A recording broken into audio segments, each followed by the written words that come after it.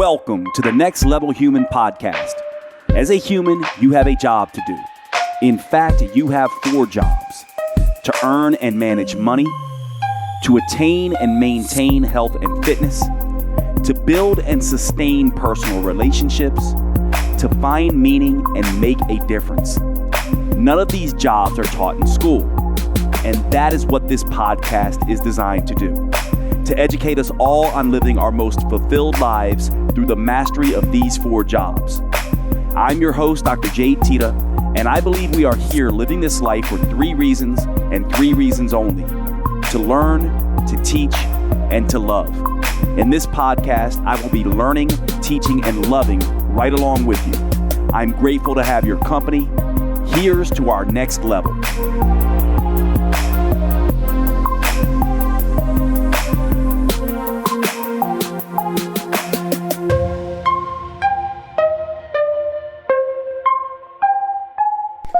Welcome to today's show, everybody, and Happy New Year. Happy 2023. Today's show is actually a review of metabolism. Many of you have been asking for more metabolism stuff. I have not done any metabolism shows in quite some time.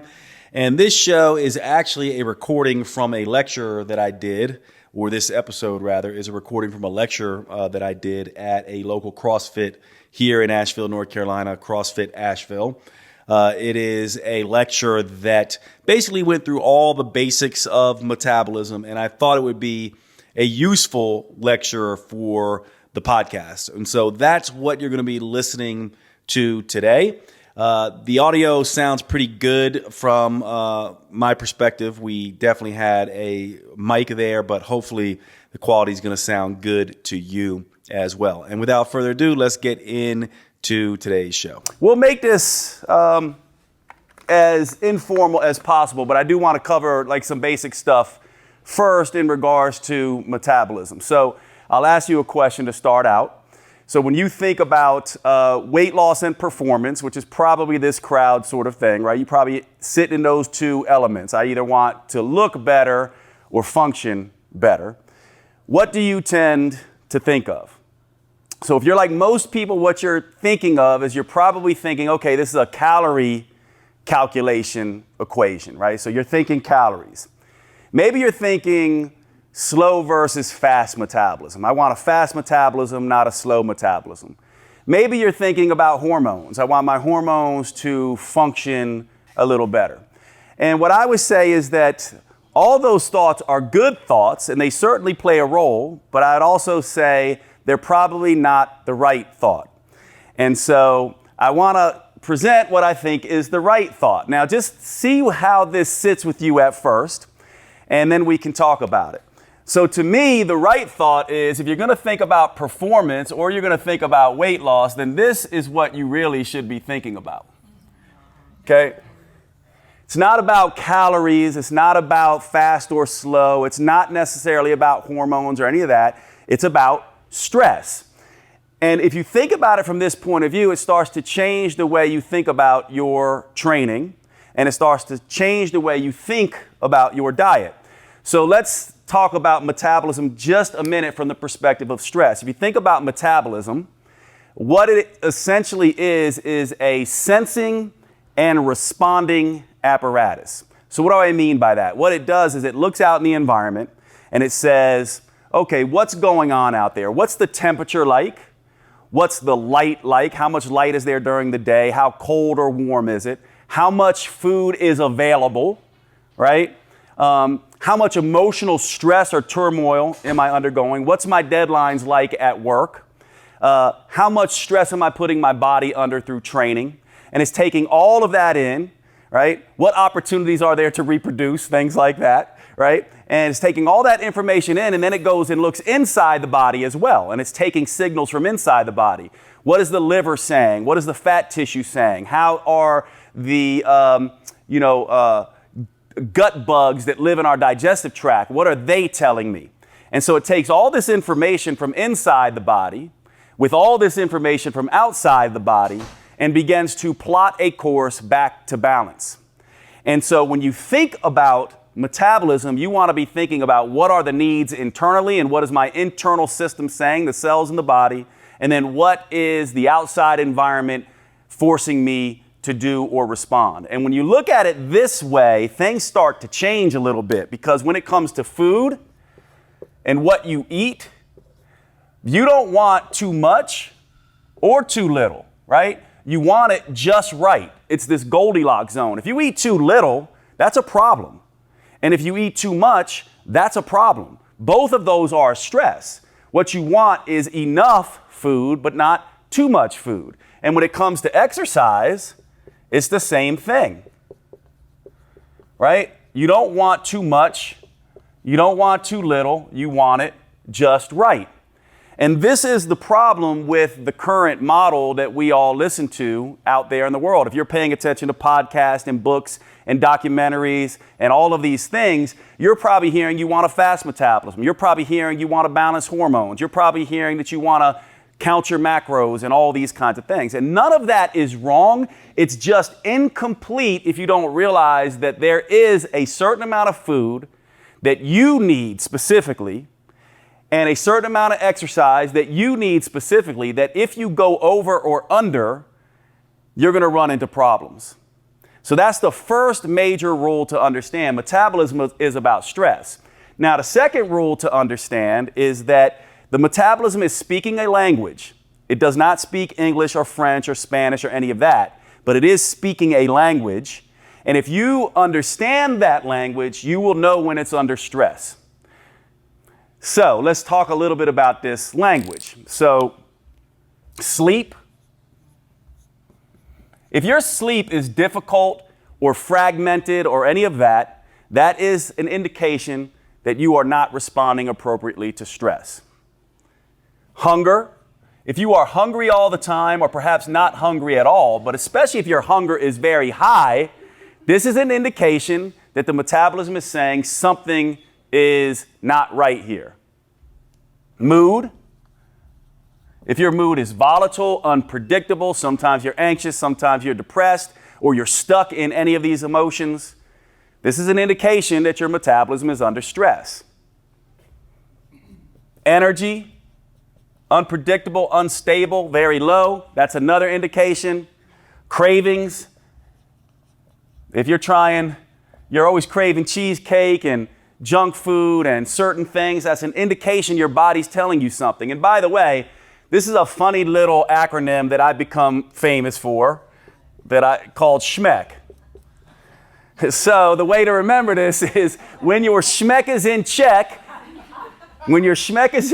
this is a good indication that your body is responding appropriately to stress. This is the body, the metabolism communicating. The problem with this, though, is it's not just sleep, hunger, mood, energy, and cravings. This is a catch-all phrase for exercise performance and exercise recovery and libido and menses and digestion and erections and signs and symptoms like headaches and joint pains and all of these kinds of things. All of that is SHMEC. All of that is the language of metabolism. And so if we are listening to metabolism and our SHMEC is in check, we can say, okay, I'm eating enough, but not too much. I'm exercising enough, but not too much. I'm getting the things I need. However, if SHMEC is out of check, this is an indication that perhaps you are not responding appropriately to stress. And this brings one very big equation here. We think this is all about food and exercise, right? That's what we think. But what's perhaps even more important is rest, recovery, and relaxation. Like, when's the last time you actually planned spa time or a manicure, pedicure, or a massage or something like that versus your workout and your meal plan? So from my perspective, this is what we're really talking about. So I'm going to stop there really quickly just to make sure everyone understands that. And just if you have questions about this, because if you've never heard this before, you may have things pop in your head and go, Jade, I don't get this. Like, what about this or that? So are there any questions here or anything that bothers you? So can all cravings be bad, or is it just your body telling you you need a nutrient, you need something? Yeah. So that's a great question. So the question is, are all cravings bad? Could it be that a craving is telling you your body needs something? So the interesting thing about that is that there's no research that I'm aware of that shows that we humans can, say, all right, for example, I am low in magnesium and therefore I'm going to crave magnesium-rich foods like maybe chocolate, right? We're probably craving chocolate because it has sugar and fat in it and is really tasty. It's the reason why we don't crave chalk, which might have magnesium as well in it. However, that doesn't mean it's not true. Right? It just means that right now science has not shown us that that is the case. However, there are indications that we are craving certain things that we need. For example, there are things like protein that if we don't get enough of, and this started with research in rats. So what they did is they would give rats regular chow and then give them a low protein chow and then give them chow that had more sugar and fat. And what they found is that rats will overeat their chow until they get to a certain amount or threshold of protein intake.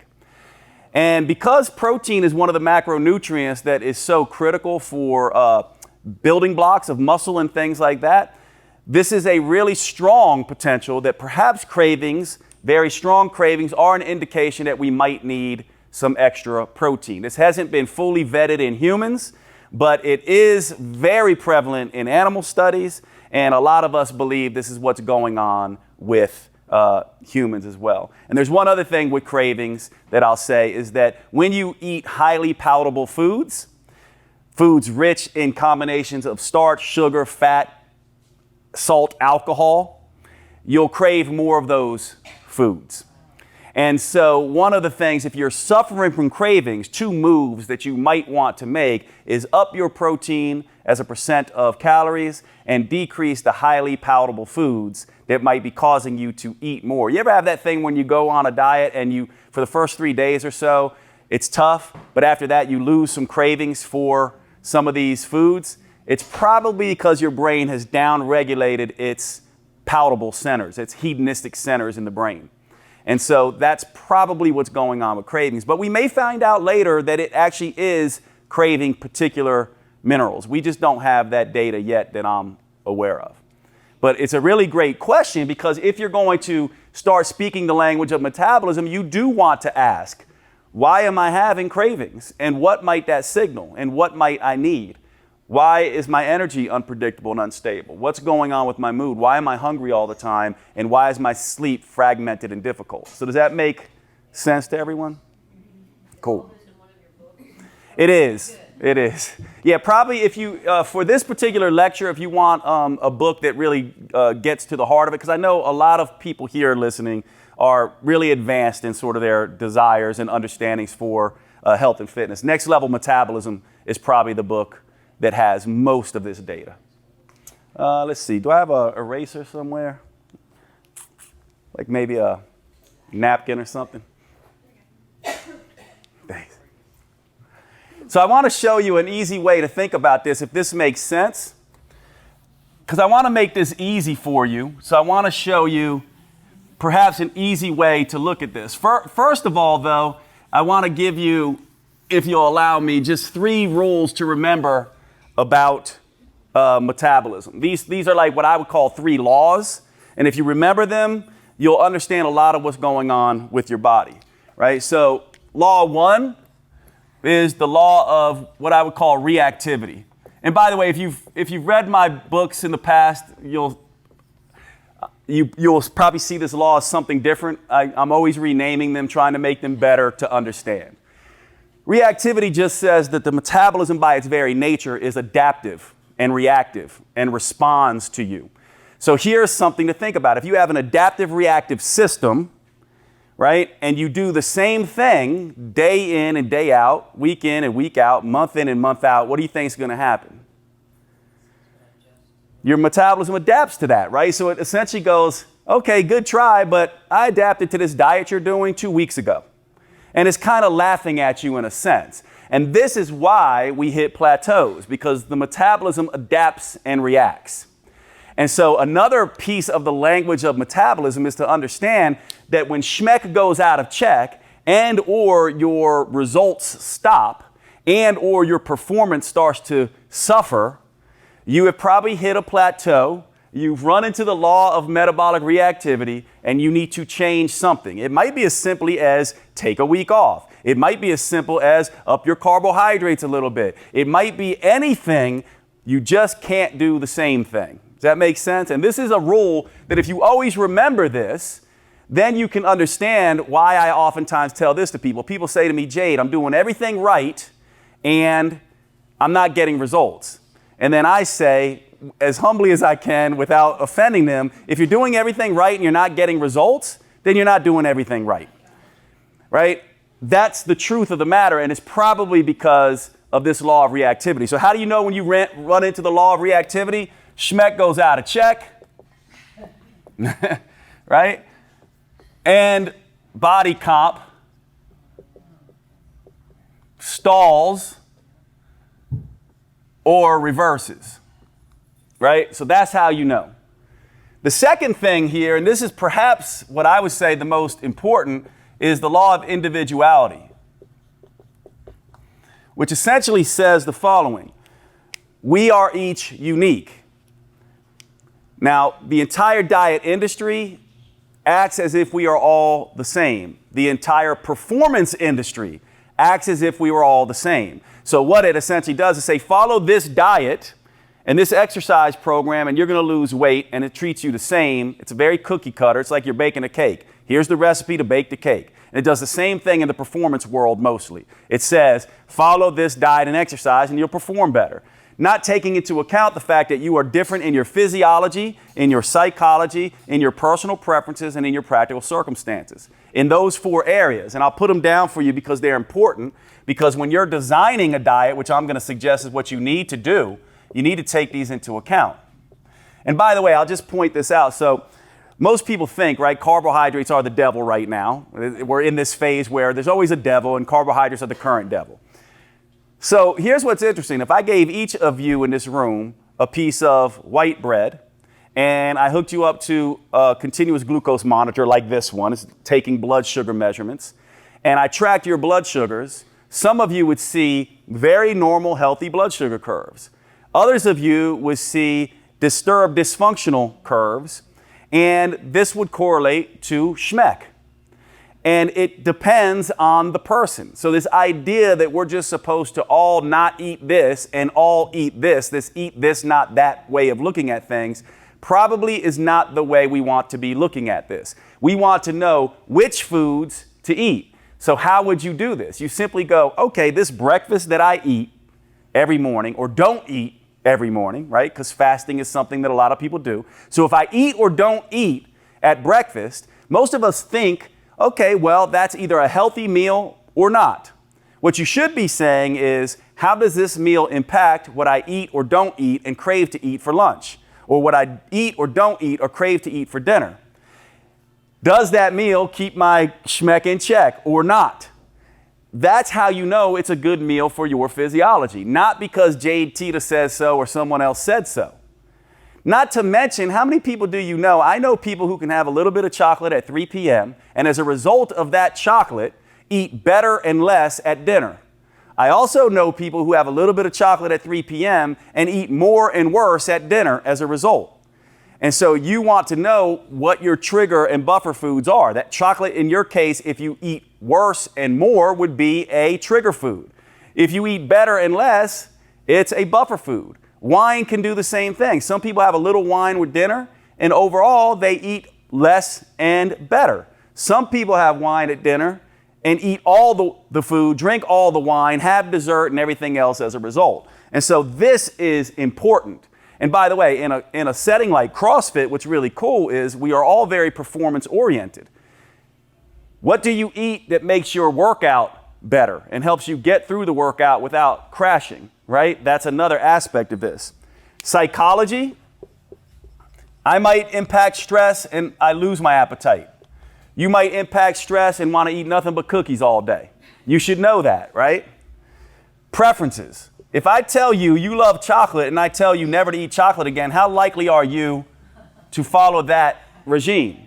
Not very. So what you want to do is you want to take all the foods you love and classify them as buffer foods or trigger foods, and then keep the buffer foods and lose the trigger foods.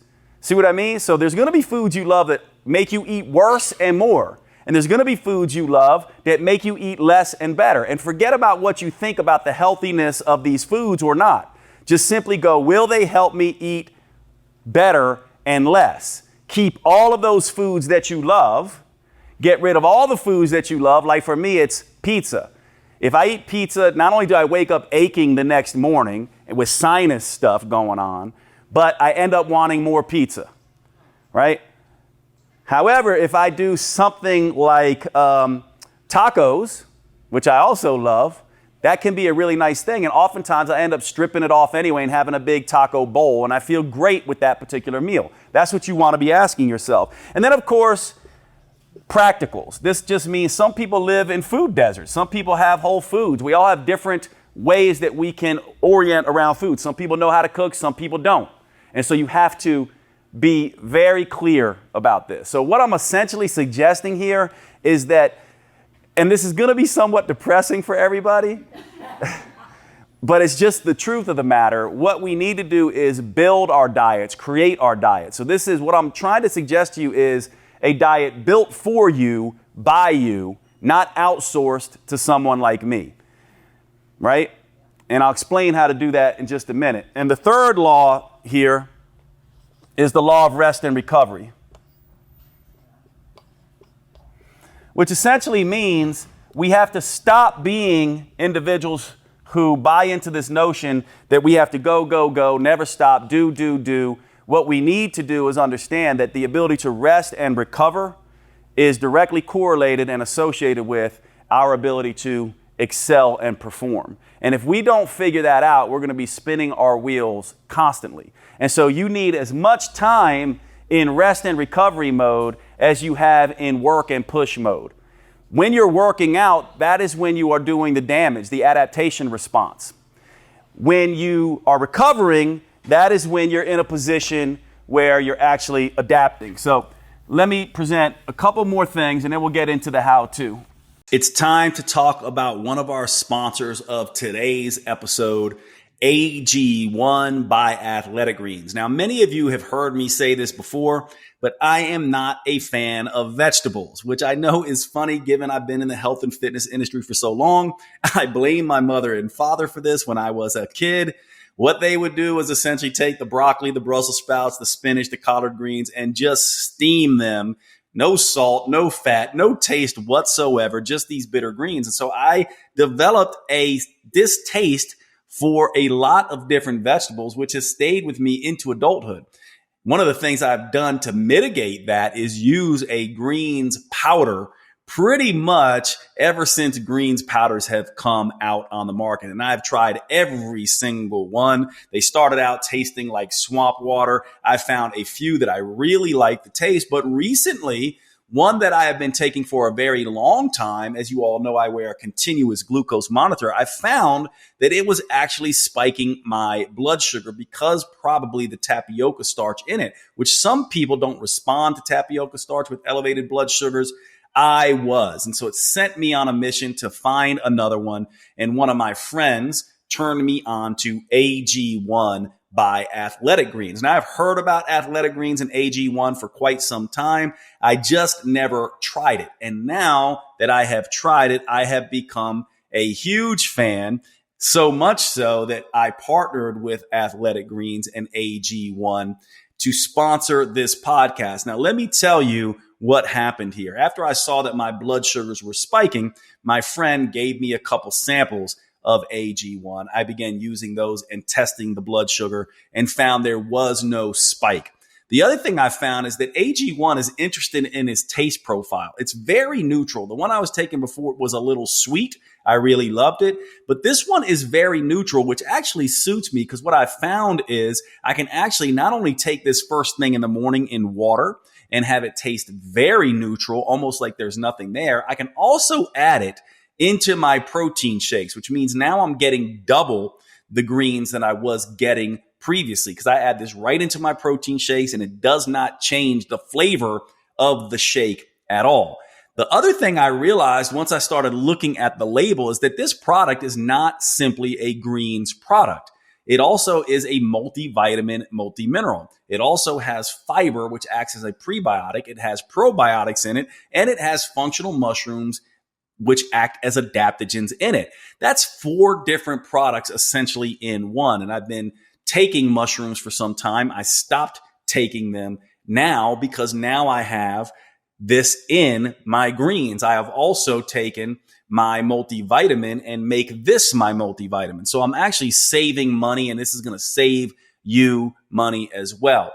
The product AG1 is also NSF certified. And you're going to say, Jade, what does that mean? The National Sanitation Foundation is a foundation that essentially does testing on products to make sure there are no harmful substances, no persistent organic pollutants, no heavy metals. Now, this costs money to do.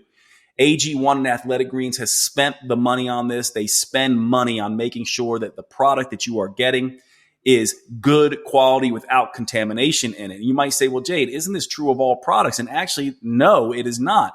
If you ever follow some of the news in this area through consumer labs and other things that do testing on these products, you'll see that many of them will have trace levels of things like mercury and cadmium and lead and things like that in them because they're not doing this testing. So this is an extra piece of insurance for us. The other thing I love about this product that I learned as I was doing my research on it is that this is the 52nd tweak or adjustment they have made to this product in their existence. AG1 has been tweaked 52 times. Now you might say, well, Jade, why would they be doing that? And the reason why is because they continue to improve. We know that science is evolving. We know that it's not just about more nutrients. It's about balanced nutrients. It's about the Goldilocks effect of this. And they are constantly learning, as we all are, and then constantly adjusting their product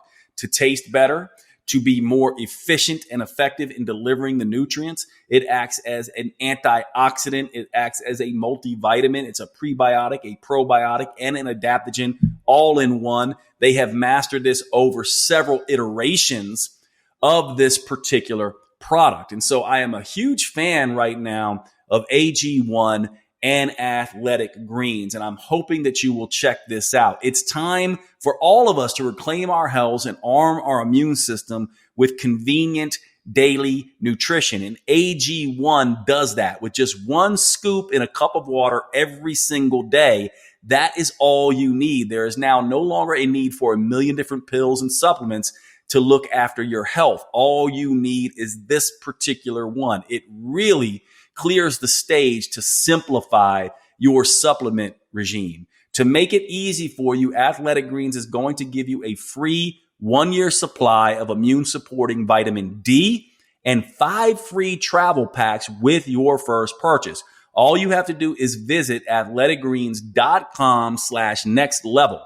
That's athleticgreens.com/next level to take ownership over your health and pick up the ultimate daily nutritional insurance. Check out AG1. I love it. I know you're going to love it. And I'm so happy that they are on board to sponsor the podcast as well. Thanks so much. Check out AG1, athleticgreens.com/next level. And let's get back to the show.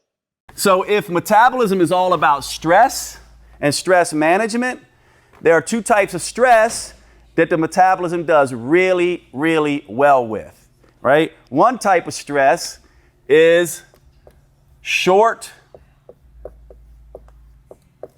and intense. And by the way, this is where CrossFit is really wonderful, right? Because typically the working portion of the workout is relatively short compared to the rest of the exercising world, right? You get your warm up, you do a pretty intense sort of WOD, which is normally anywhere from 20 to 40 minutes max. And then you relax. Whereas the rest of the world is doing 60 to 90, 40 to 90 minute workouts. So short, intense workouts and short, intense diets, short, intense fasting, things like that work incredibly well for the body. Also, the body does really well with very long and gentle.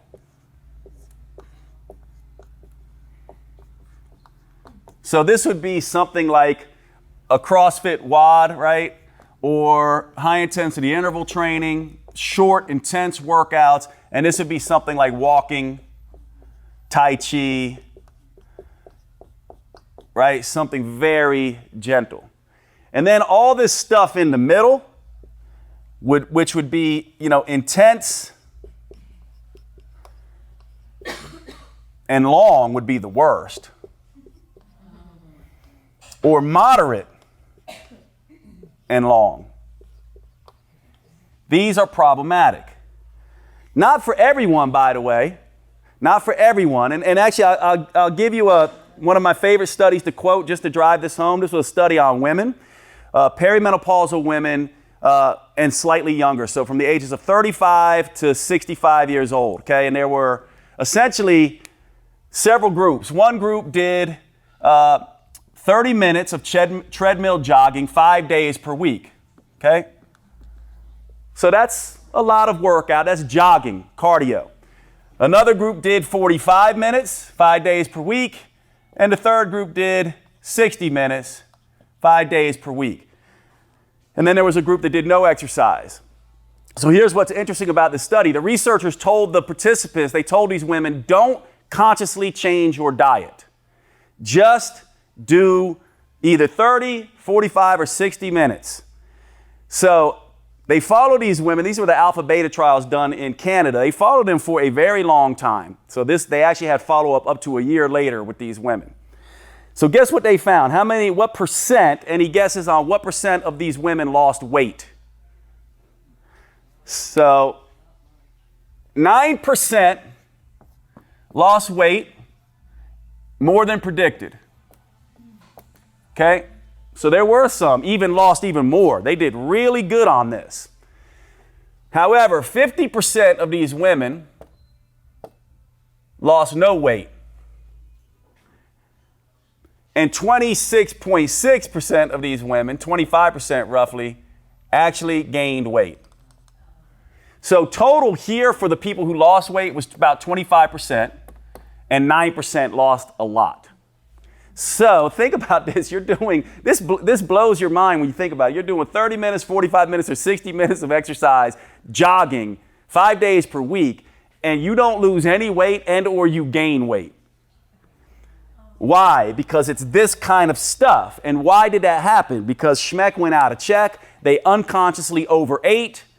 Wasn't magic, by the way. It wasn't that the workout caused them to gain weight. It's that they overate. And some of them overate enough to overcome the calorie deficit created by the exercise. And why was that? My theory is, and a lot of research points to this, my theory is it's because this type of exercise does this to the vast majority of people. It does it for men too. This just happened to be on women. And so if you want to circumvent this, you do short, intense workouts or very long, gentle walking. And it doesn't mean you don't do this kind of cardio. Some people do very well on this. It's just to know, when we talk about my physiology, my psychology, my preferences, and my practical circumstances, how does this impact me? And you'll know. As a matter of fact, how many people here have experienced this where you've done a marathon running program or something like that, and you ended up gaining some weight or not losing any weight? Anyone in this room? Okay, so a couple of you. This is why, in my opinion. So before we get into the to-do stuff, does this make sense, and any questions about this? Okay, so where in there does running fit? Because I know my problem is rest recovery. Mm-hmm. I don't do enough Yep. recovery. Yeah. So is running down there and that intense long? Well, certainly for me it is, and that's because I don't have the exercise efficiency to run. If you guys ever see me running around Asheville, which you'll see very rarely, I'll look like I am in incredible pain, and I will look like I have no business running. However, I know some of you, right? Like Ryan's not here, but I know when I see him running around, is he here? Okay. So I know when I see Ryan running around, he looks, what's up, brother? So I see his exercise efficiency is perfect. He looks like he's bouncing, having a great time, He doesn't look like he's in pain. So for him, that is not an intense, and part of it is he's conditioned himself there, but for him, I would say that's not a problem. Mine are just long. Mm-hmm. An hour and a half to 2 hours. Yep. 3 to 4 days a week. And how do you feel on it? Does Schmeck go out of check or not? I'm addicted I've run for decades, and if I don't do it, then I'm like, oh, I'm freaking out, thinking I need to be doing something today. Yeah. So I do have a problem with that rest part. Yeah. That's where I struggle with. So is everyone hearing that? So essentially she's saying, I'm addicted to running mentally. And then I'm here 3 days a week. And then, Yeah. right. Yeah.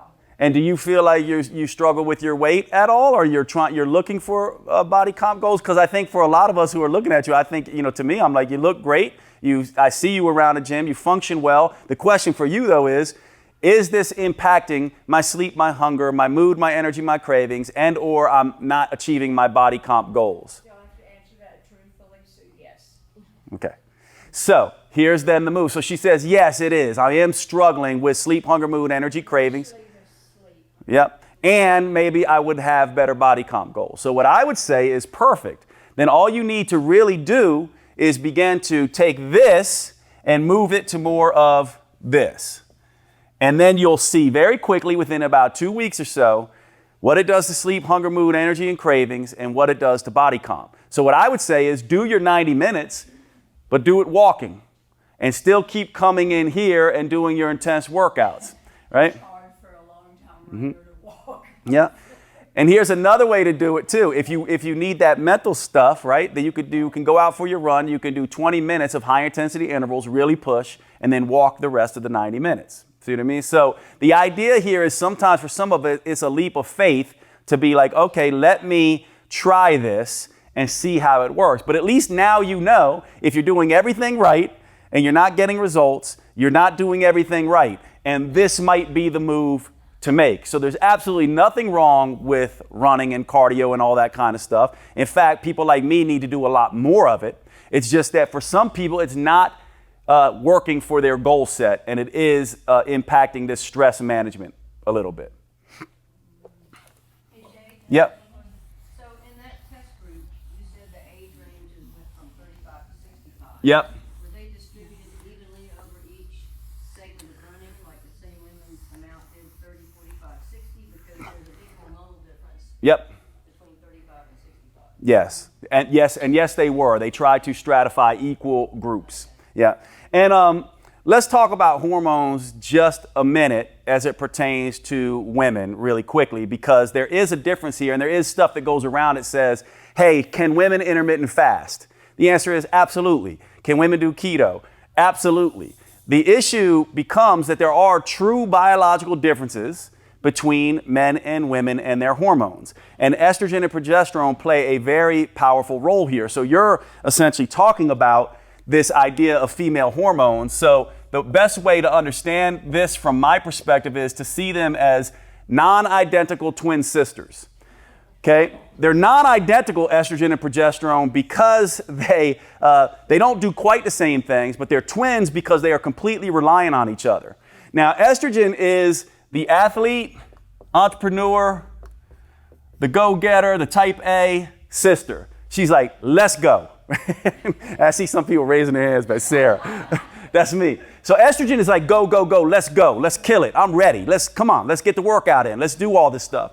And progesterone is like, wait a second, woo-saw, calm down, right? She's the artist, right? She's more motherly.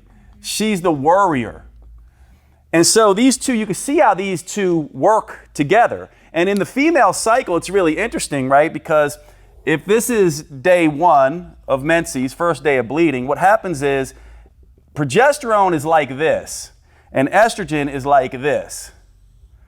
And then here, when ovulation hits, you get a little dip in estrogen. That's why some women will spot here, and then you kind of get this fall off like that. And with progesterone, it kind of goes like this. So you see, this is progesterone time post-ovulation, and this is estrogen time.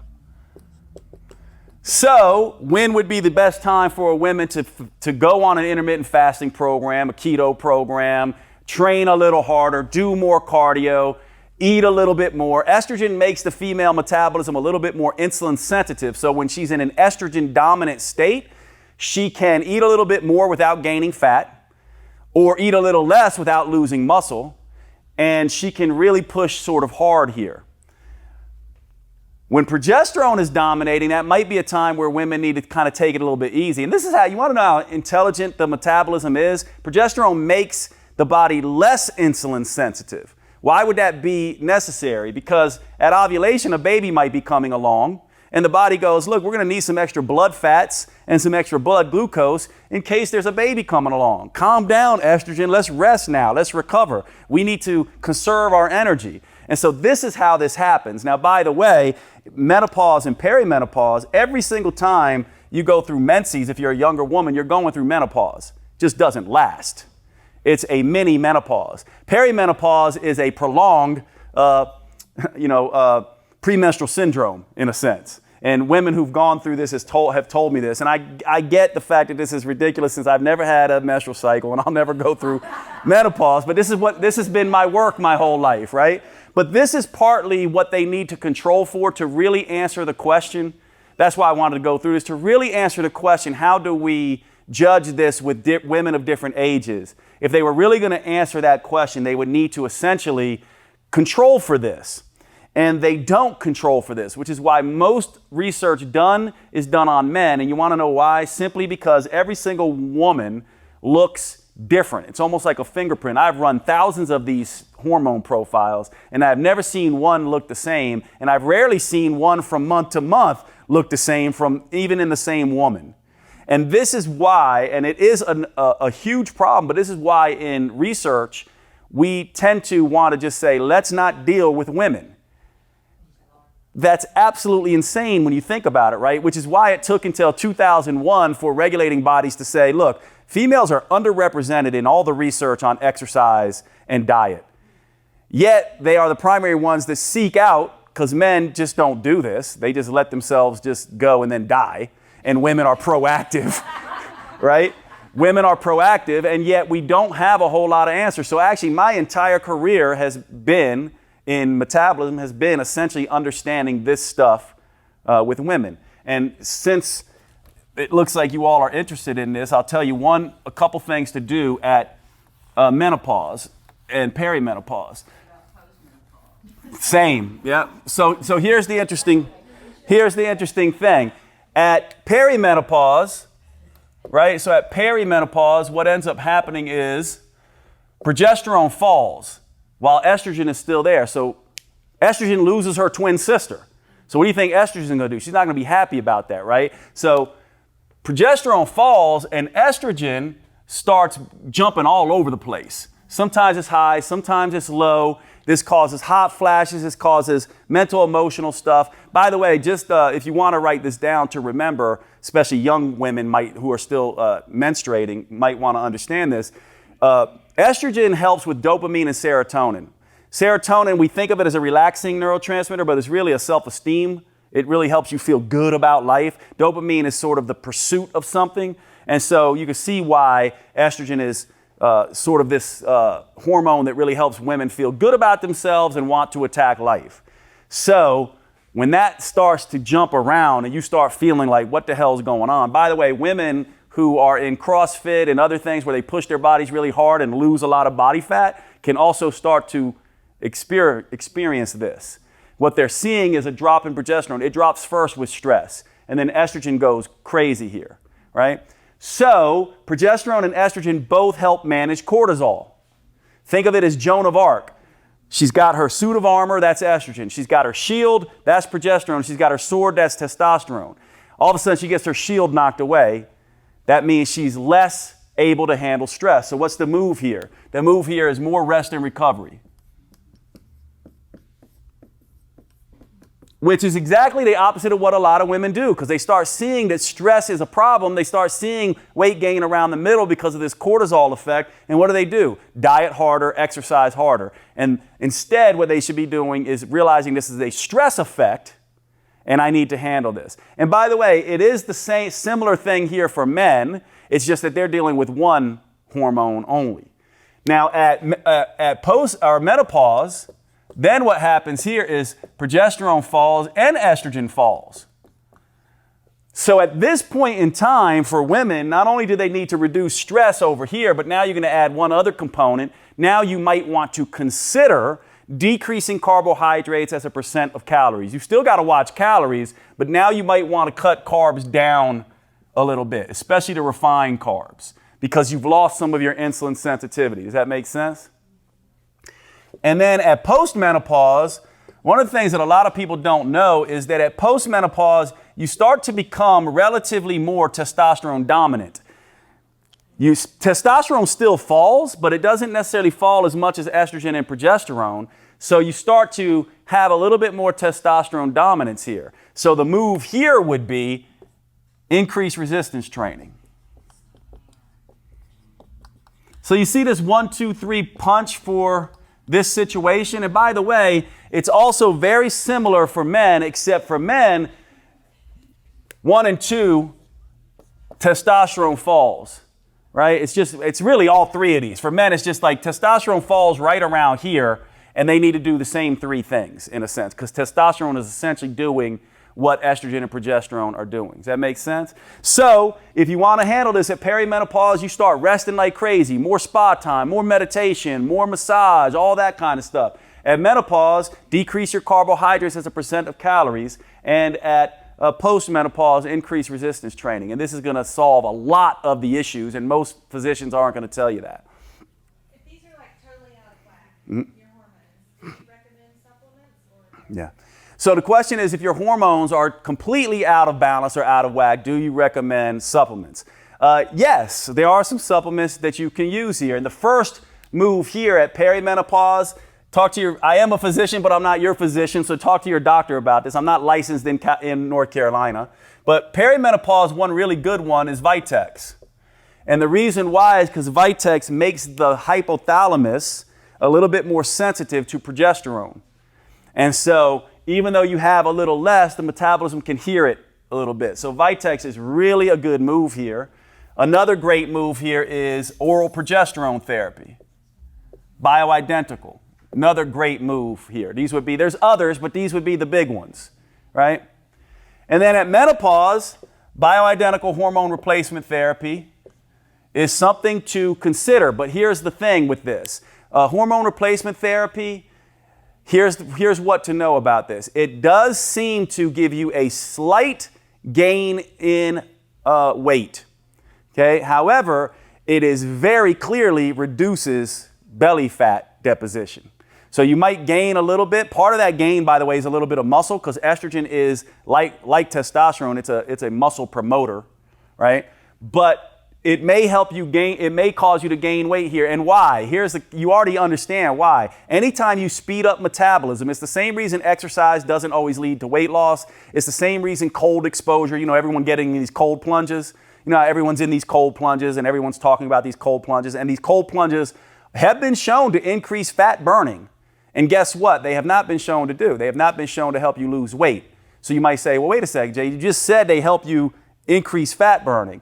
So does exercise. What else they do? They increase hunger for most people. That's why they don't seem to cause weight loss. Doesn't mean they're not great for you, but guess what else does that? Bioidentical hormone replacement therapy, even if it's natural hormones, will boost metabolism. You think, oh, that's a good thing. Well, not if you're one of these people who responds to an increased metabolism with increased hunger.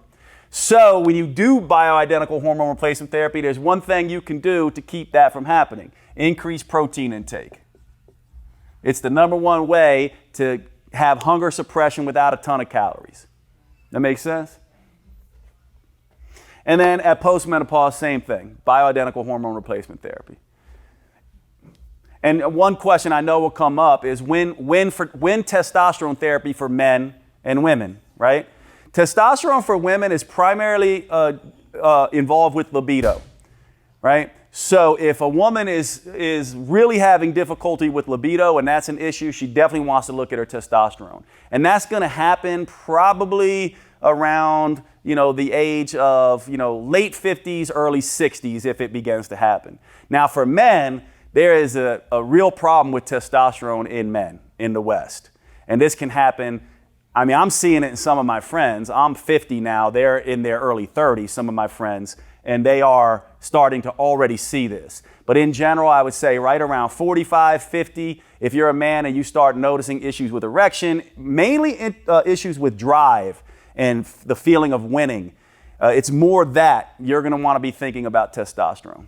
Why is it an issue in the West? We don't know. We don't know. And actually, there's better reporting in the West. So the question was, why is it an issue in the West? There's better reporting in the West. It might be going on everywhere, and we don't actually know. We're also seeing sperm levels declining hugely in men. Like, it's a huge problem. So see you later. So part of what we think is happening, and by the way, this is applicable to women as well, is we are swimming in estrogens. Persistent organic pollutants, phthalates from plastics, bisphenols, all of these things are estrogen mimickers. And so in a sense, we are estrogenizing men. We know that these things are prevalent, and we're also potentially increasing estrogen dominance in a lot of women. By the way, guess what's the best way to get rid of these things? Sweating, sweat therapy. And actually, there's a really interesting study. I used to say sauna would be the best, but there's actually a really interesting study that sweating when you move, which does make sense because you get more blood flow, it's less passive, more active. You actually release more of these things in your sweat. So this does lend itself to this idea of when you are, and this is one of the things I love about this particular gym, in the summer, it is very hot and you get really sweaty. And that's actually what you want. You don't want fans on you necessarily when you're working out. You want to sweat. You want to be, and you'll release a lot of these things. And then also this idea of sauna. So I want to share one more thing with you, if you'll allow me, and then we can wrap up for questions. So because this goes right to performance. We would be remiss if we didn't talk about performance, and it's a very simple way to look at this. So here's the way, in my mind, to look at this. And I'm going to just draw out a graph here. Remember, we talked about the idea that the metabolism is reactive. And so if the metabolism is reactive, then one of the things you can begin to do is you can begin to say, okay, I'm going to give myself seasons of eating and training, right? So we're oftentimes familiar with what I would call the eat less, exercise more approach. We'll call this the dieter, right? It's time for one of our sponsors, and this sponsor is a very exciting one and a new one, Timeline Nutrition and their supplement MitoPure. Now, if I was going to ask you what is the most important aspect of metabolism, the mitochondria would have to be tops on your list. The mitochondria are the little energy producing factories inside every single one of your cells. They take the end products of the food we eat, they break them down into cellular ATP and provide energy for the entire metabolism. And these mitochondria, if they are healthy and acting appropriately, can keep us looking good, feeling good, living longer, and functioning better. However, when they are not at optimal function, when they are burning energy in a dirty fashion, when they are damaged, they actually speed cellular aging. They speed up the aging process. We end up suffering from things like fatigue. We end up having all manner of dysfunctions, including weight loss resistance and other issues around weight loss. The mitochondria are the most important elements for the metabolism to function optimally, lose weight, age appropriately, etc. In this compound, MitoPure, that Timeline Nutrition has developed, there is a product called urolithin A. Now, urolithin A is an interesting compound because it is a postbiotic. Now, what does that mean? A postbiotic is a compound that is made from the bacteria in the gut. And so when you eat things like pomegranates, strawberries, walnuts, things with polyphenols like this, they go into the digestive tract, your gut bacteria start working on them, and they can create compounds. Urolithin A is one compound that is in the MitoPure product.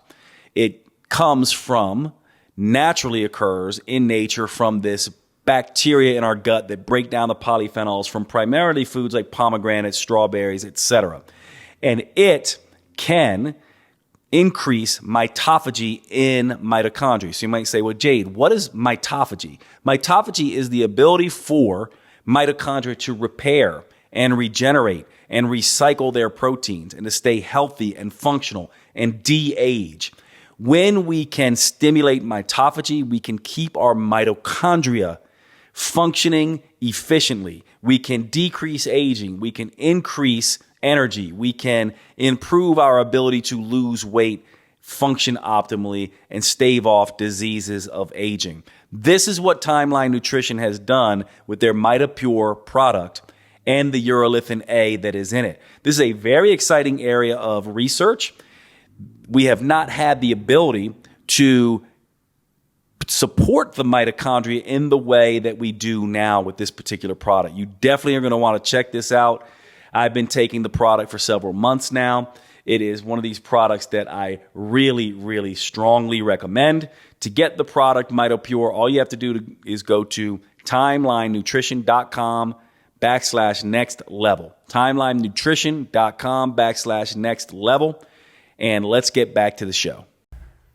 So we know what this thing is, and this will be effective for anywhere from 1 week to, so we'll say 1 week to 4 weeks. Okay, so it can be pretty effective up to that time. By the way, some people can go much longer with this. How do you know? When my Schmeck goes out of check, it's probably not working anymore, right? So eat less, exercise more. Now here's the big mistake that people make who want to perform better. A lot of CrossFit athletes do this. No athlete in their right mind who is training at a high level eats less and exercises more. They eat more and they exercise more, right? And so what they do is not this.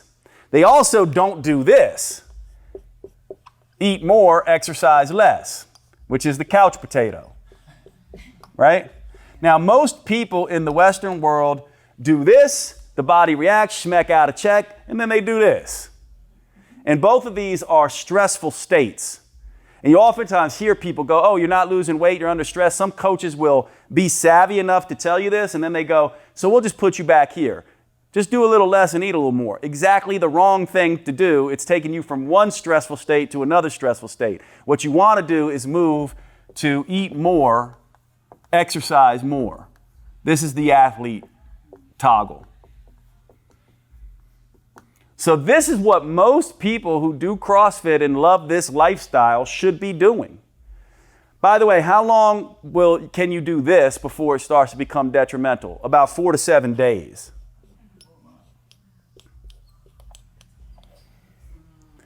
So nice long weekend with the family, Thanksgiving, Christmas, no problem if you're training like this most of the time. In fact, this can be very useful for you if you've been killing it nonstop in the gym. If you do this for any longer than that, it starts to cause issues. And you probably have, all of you have probably seen this happen, where you go away, you go on vacation, you take it easy, eat whatever you want, and you go, I look great, I feel great, look great, right? 4 to 7 days. That's because it took the stress off of the system. But you do it longer than that, you're in trouble. Am I right? So we all know what that's like. This is where most of us who love this lifestyle want to be living. Then when we want to lose weight, what we do is we come over here and we dip our toe in the water of this for a short period of time. Then we come back to this. And we jump back and forth from here to here, not back and forth from here to here. See the subtle difference once you start understanding what is going on with stress in the physiology?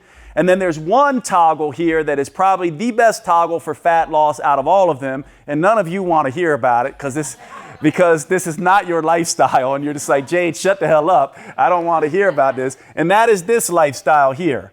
Eat less, exercise less. This is what I would call the hunter-gatherer toggle.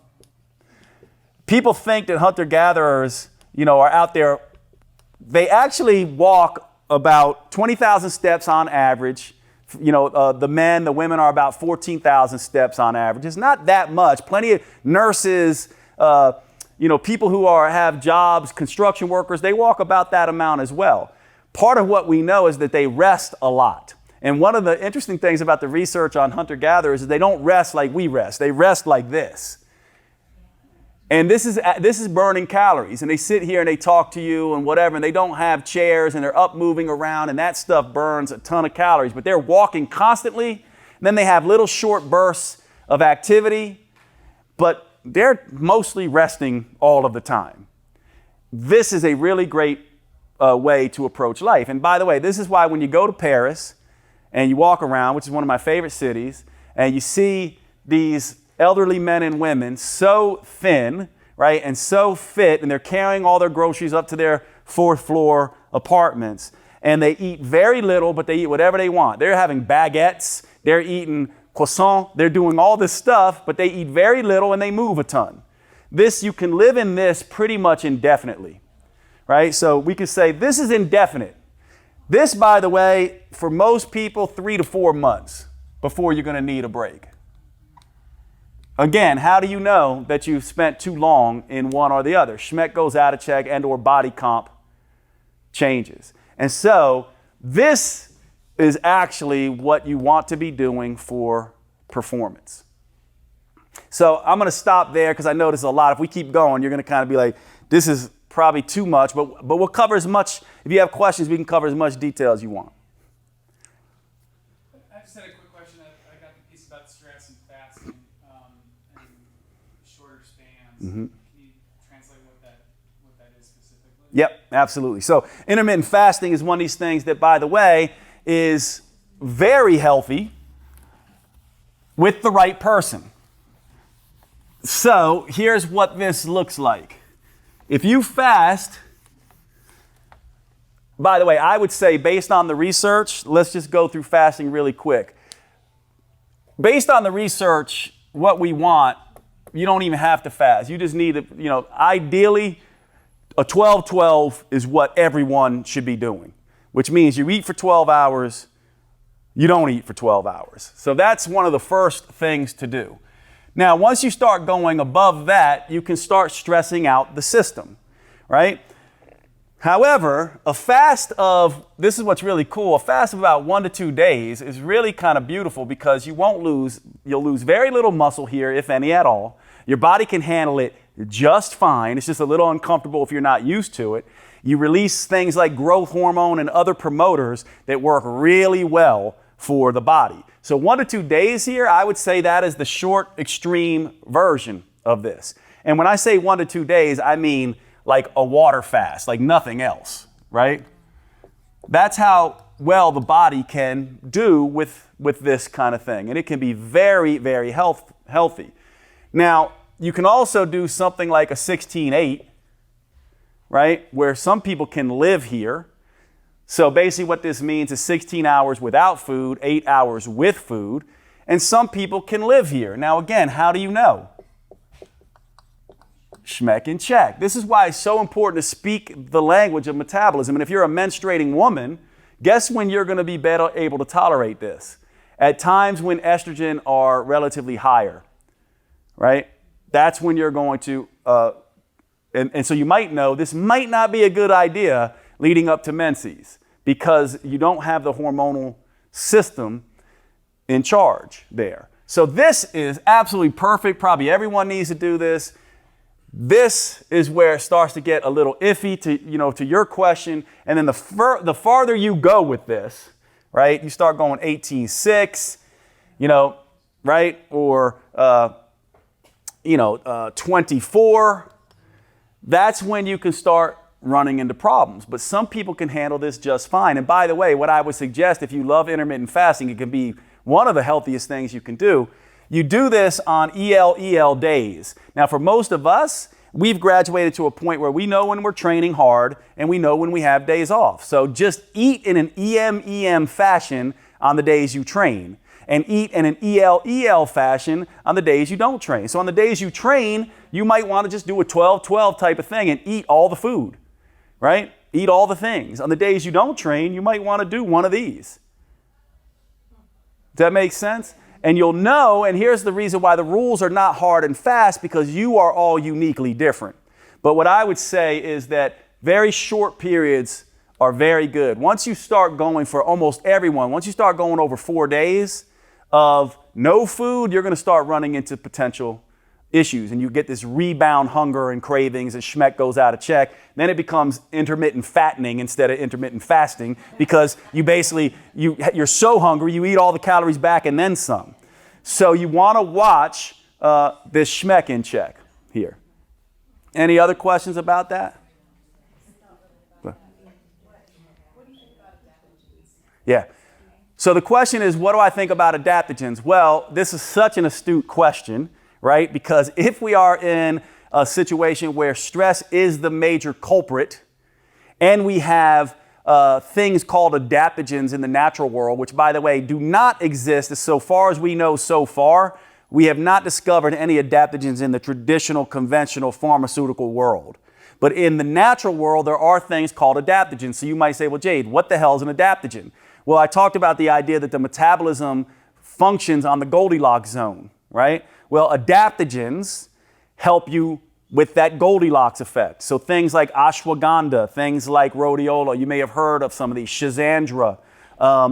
These are compounds, and if you haven't heard of these things, these are compounds that they come from plants. They have been used for thousands of years. So one thing about this is that probably tells us they're pretty safe. Lots of humans have taken these things over long periods of time, and there's lots of good data. I'll give you two, since it seems like not everyone's familiar. I'll give you my two favorites. One of my favorites is ashwagandha. For men and women, this is fantastic for different reasons. In men, this will actually raise testosterone levels, which is really, really nice. One of the indications for ashwagandha, by the way, this isn't the case for everyone, but if you are fatigued with anxiety, everyone knows what this is like. In my world, in the functional medicine world, we say you're wired but tired, right? Ashwagandha is great for people who are wired but tired. These will be the people who are having difficulty sleeping, fragmented sleep, wake up repeatedly in the night, and they don't understand why. Ashwagandha is really good for that. Now, ashwagandha can, in some people, have a paradoxical effect. What that means is, in some people, where it's calming in most people, in some people can have a reverse effect. Again, this goes back to our unique physiology. It rarely happens, but it does happen because I've seen it happen clinically. So if that happens and you're like, Jade, you told me this is going to calm me down, and now I'm going crazy, you know what happened, right? And the other one is rhodiola. And rhodiola is kind of for people who are tired. So they're tired and depressed. This is really wonderful for fatigue. These two are what you're going to see most in this population. People who are wired but tired, ashwagandha is your first move here. And then people who are tired, rhodiola. Or people who are like really want to push, getting ready for the games or something like that, and they're really sort of in a heavy training zone, maybe both of these. Now, again, paradoxical effects can happen with rhodiola. It's really great for fatigue, but it is, can in some people cause fatigue. By the way, what's really interesting about this, talking about hormones in men and women, adaptogens work at the level of the hypothalamus. So you may have heard this term adrenal fatigue in the functional medicine world. That's not what there's no real such thing as adrenal fatigue in that sense. It's coming from the area of the brain called the hypothalamus that speaks to the adrenal glands. But these are really powerful. And you can go and search adaptogens. Matter of fact, I'm going to do a podcast on this soon because I get this question all the time. But to me, it's such an astute question because these are powerful. And I would say most of us would benefit from using these. They're very safe and we'd benefit. Is there a company that you like to get those from? Yeah. The whole research?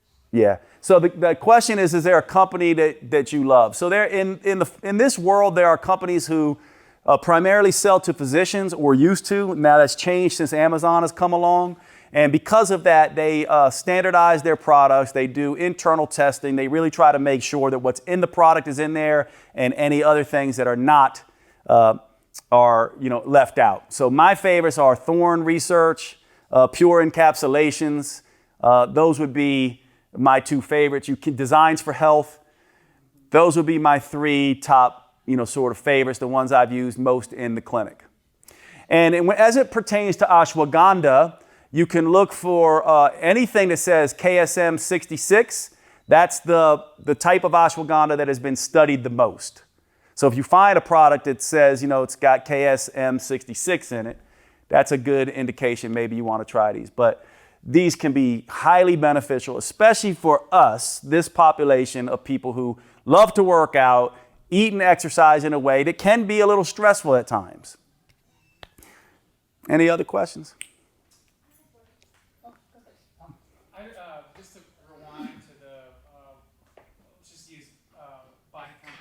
You make a change, and let's just say your extra body fat's going down, muscle mass is going up. But then without any changes, it starts to reverse. How you need to shift something? How long do you make that shift for before going back to? Yeah. So the question is, you're moving along just fine, losing fat, gaining some muscle, and that starts to reverse, right? So now you start to put some fat on, and your schmeck is fine, but you're seeing this change. And then you make some changes. How long do you take to see if the changes take effect, right?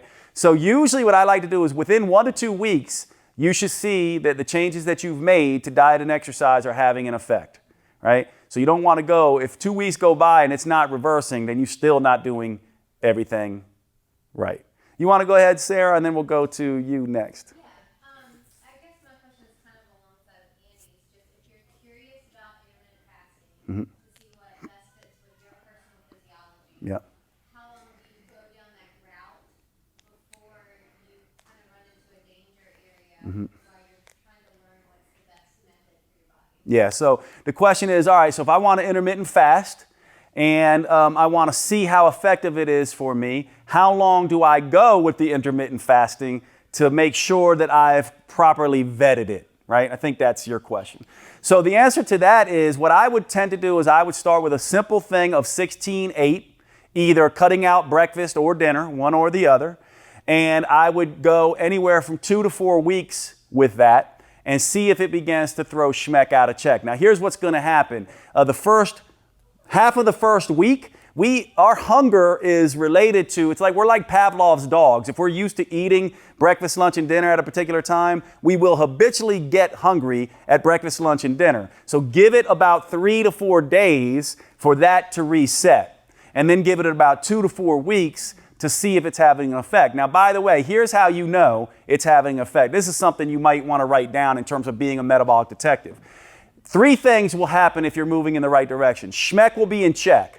Just remember, schmeck is also a catch-all phrase for exercise performance, exercise recovery, and all those other things. So it's not just sleep, hunger, mood, energy, and cravings. It's all the other biofeedback. So if you're doing things right, schmeck will be in check. That's number 1. Number 2, to Andy's point, right, it'll be you're going to run into a situation where body composition will be optimizing or maintaining at an optimal level, right? So schmeck is in check, body comp is good. Then the next piece is your vitals, right? Blood pressure, blood sugar, laboratory measurements, respiration rates, all that. If you're one of these people that's into tech, like I wear an Oura ring, I know some of you wear Whoops and stuff like that, this stuff can be highly beneficial to catch some of these vital sign changes along the way. But if those 3 things are optimized, I don't care if you're eating cotton candy all day. That's the right diet for you. I'm not kidding. Now, we all know, I'm making fun. We know that probably no one in the world is going to thrive on cotton candy. But if you did, if your schmeck was in check, your body comp was, sort of moving in the right direction, and all your blood labs and vitals were optimizing, then that's the right diet for you. And can we all just admit that what works for Jade may or may not work for you in that way? So if you're intermittent fasting, that's what you want to say. Is schmeck in check? Is my body comp optimizing? And are my blood labs and vitals moving in the right direction? And then as soon as schmeck goes out of check, or to your point, the body comp, you hit a plateau, then you might want to back off, because now you know, hopefully, and you should just spread the word, because people don't know this. You just go, no big deal. You just put yourself under too much stress. Your metabolism is under stress. And what does a metabolism do when it's under stress? It goes back to the one historical stress it is primed more than any other thing to address, and that is starvation. We evolved on a planet where food was not available. So what is a starvation response? Be hungry, have cravings, have my motivation be up sometimes and down others, and slow metabolic rate and all of that. So when that starts to happen, you know you're under stress and something has to change. I just wanted to ask about cold plunge. You mentioned that. Yep. Where does that fit in, sauna and cold plunge? Yeah. What are the benefits? Sauna and cold plunge so we talked about adaptogens. Sauna and cold plunge. And by the way, exercise of the right intensity and frequency is also an adaptogen. Sauna and cold plunge thermal challenges are one of the best forms of environmental adaptogenic response we can have. The command and control center of the metabolism is an area called the hypothalamus in the brain. It also regulates temperature. So when you're in sauna, your body goes, okay, we need to adjust to this stress. Let's upregulate thyroid, downregulate other things. You know, it's like exercise for your hormonal system. Then when you go in cold, it goes, oh, I need to now regulate that. And it kind of goes back and forth. And that is, in my mind, the best way to do this, contrasting in the traditional way that the Finnish have done it and other cultures have done it. One of the things that you'll hear about cold plunge, like one of the things about, you guys know Andrew Huberman and the Huberman Lab podcast. So one of the things that me and him were going back and forth on DM, and basically I was essentially suggesting that he talks a lot about upregulation of fat burning with cold plunge, which is absolutely true. But what it suggests to people is that that's going to cause them to lose weight, and it might if you don't overeat.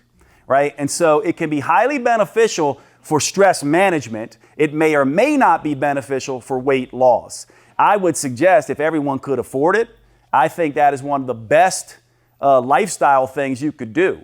If you want one of the best things you could do for your body, absolutely get a sauna and a cold plunge. You know, is because it is one of these things that on every single level, it is a passive adaptation response. And you're in here in the gym, we're talking about the idea that metabolism is stress responsive, and you have this thing at home where you can get in 4 to 5 times per week and balance this stress out. It is highly beneficial. Reduction of risk in cardiovascular disease, reduction of risk in, and this is hot and cold, that's why I'm speaking of them the same.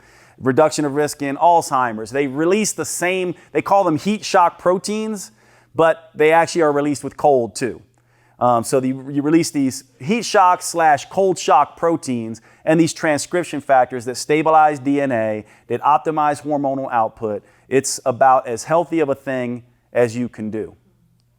And you don't need a whole lot of it. You need about anywhere from 10 to 15 minutes of cold exposure per week. Usually the cold, if you're wanting numbers, usually these cold plunges will be anywhere from 40 to 50 degrees. You don't need to go much colder than that. And you just need like a few minutes, several times per week to get to that mark. And it's much easier if you come out of a sauna and get into it. And thermal exposure, you're talking about 60 minutes per week would be ideal.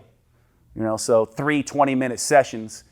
And what I like to do, if you are interested in trying this, we actually in Asheville, we are incredibly lucky because we have a place called the Sauna House. Anyone know that place? So that place is unbelievable for all of us because what it does is it allows you to do this contrast hydrotherapy in the traditional way. And it is incredibly unique out of any place I've been. I mean, I lived in LA and they didn't have one. They're just now getting these, and Asheville has one of the best. So I would go there if you all haven't explored that. Yeah. Cool. Any other questions? All right, perfect. Thanks so much for having me, everybody. I appreciate you.